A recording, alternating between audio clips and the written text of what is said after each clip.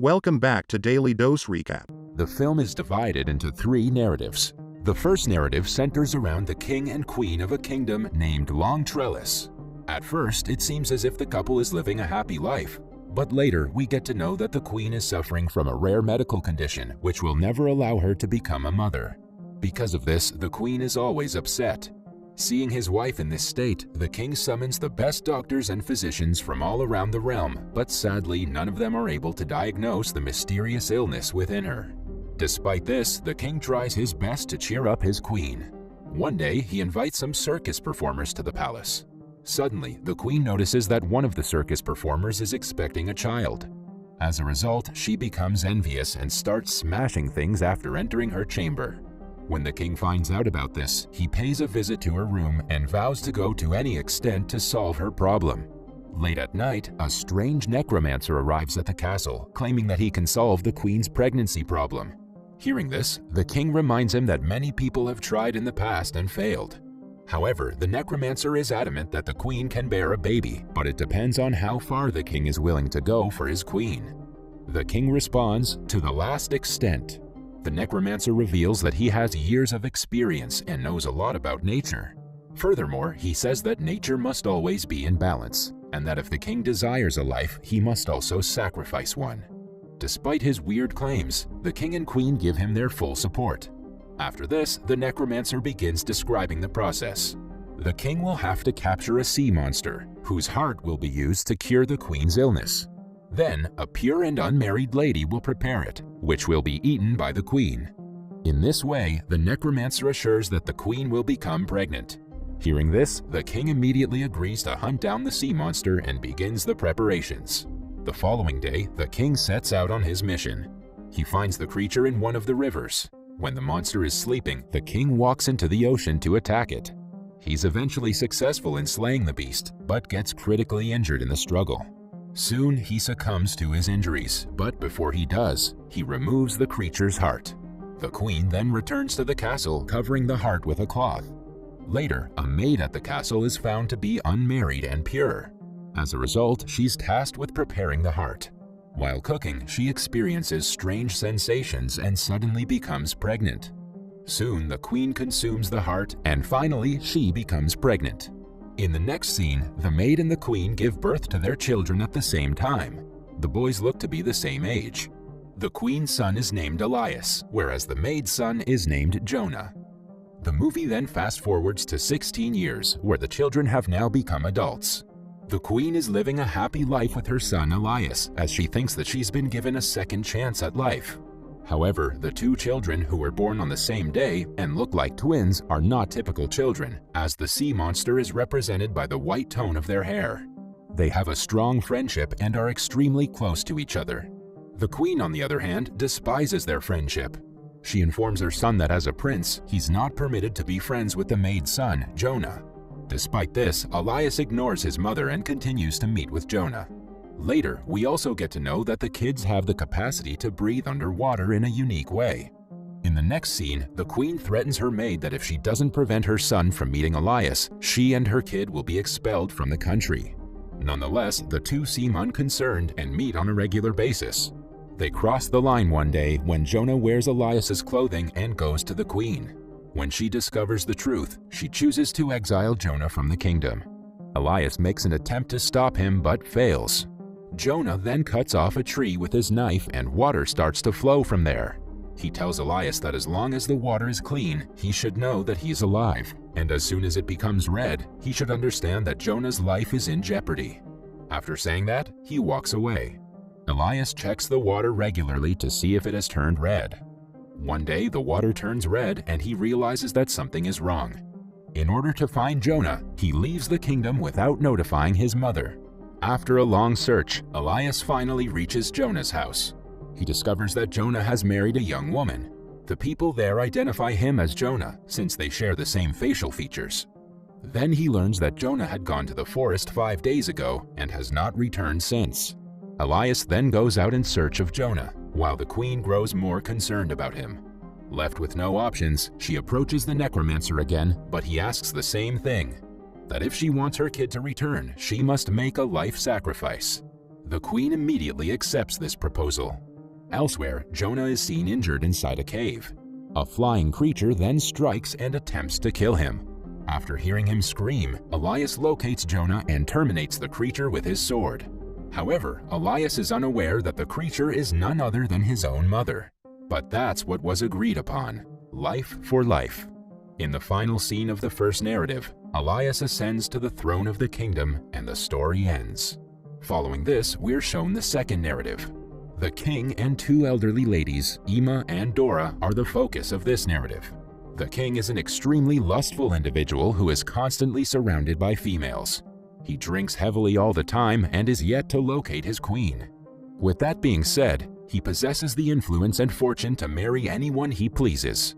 Later, we're introduced to two elderly sisters who reside near the palace. One of them is named Dora and the other is Ima.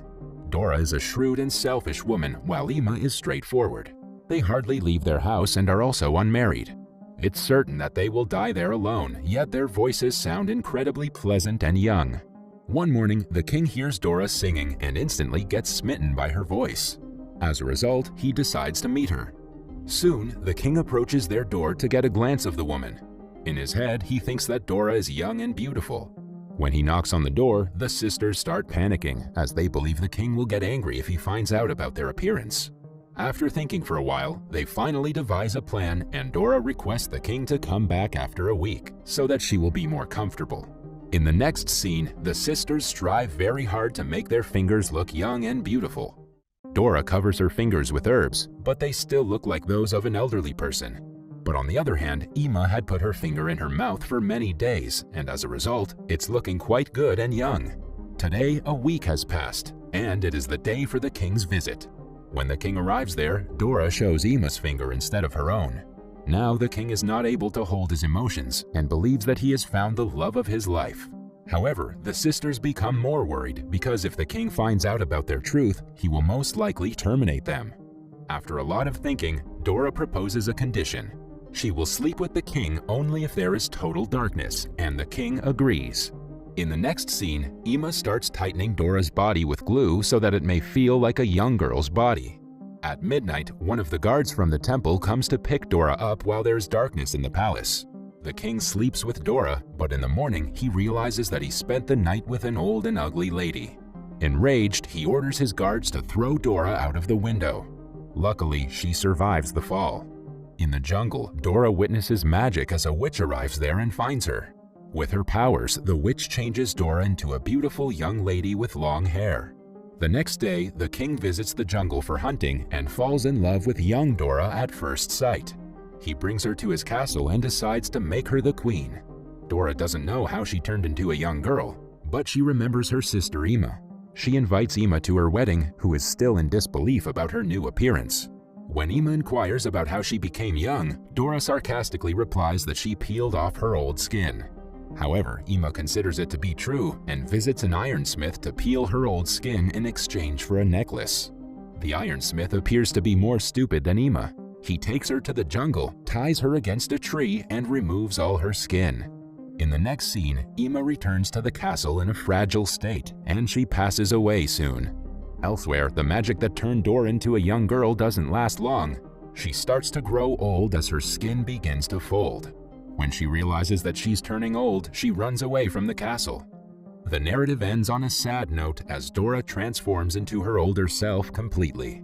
Following this, we're shown the third narrative, which is also about a king.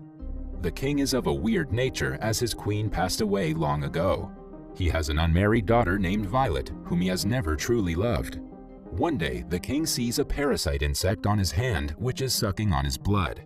Instead of swatting it away, the strange king just lets it feed on himself. Later, he keeps the parasite in a glass box and allows it to feed on his blood every day. As time passes, the insect becomes huge. On the other hand, Violet, who has grown to be a beautiful young woman, always dreams of a prince. However, the irresponsible king could care less about her as he is always busy with his parasite pet. Unfortunately, one day the parasite becomes ill and dies. This devastates the king, so he peels its skin off and tells his daughter that the time has come to find a husband for her. He says that he's going to arrange a competition, and the one who wins it will get to marry her. On hearing this, Violet becomes happy, but also a little upset as she wanted to find a husband on her own. Despite this, she agrees to the king's decision. Soon, announcements about the competition are made throughout the kingdom.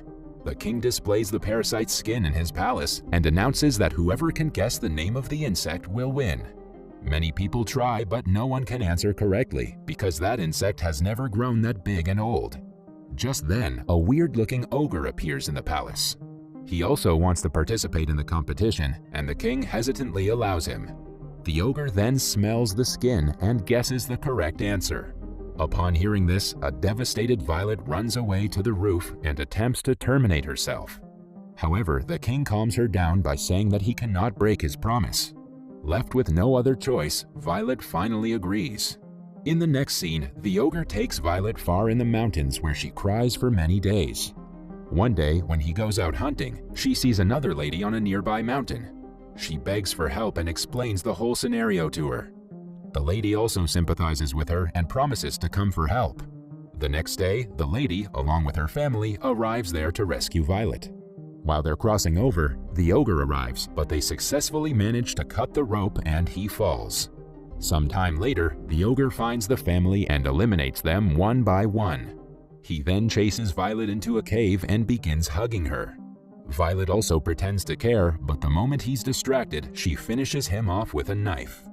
In the next scene, Violet returns to the palace with the ogre's severed head and places it next to everyone.